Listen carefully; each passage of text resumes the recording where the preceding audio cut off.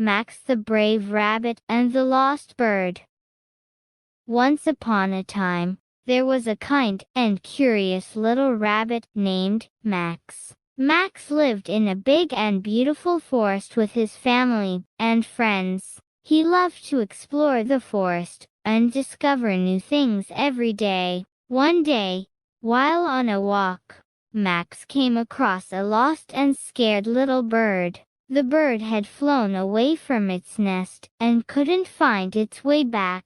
Max knew he had to help the bird, so he decided to go on an adventure to find its nest. Along the way, Max met many other animals in the forest who offered to help him. A squirrel showed him the way to the tallest tree in the forest. A deer told him about a hidden stream, and a hedgehog offered to be his guide. Max and his new friends finally found the bird's nest, and were able to safely return the bird to its mother. The mother bird was so grateful and thanked Max and his friends for their help. From that day on, Max and the bird became the best of friends and went on many more adventures together. Max learned that helping others and making new friends can lead to the most amazing experiences.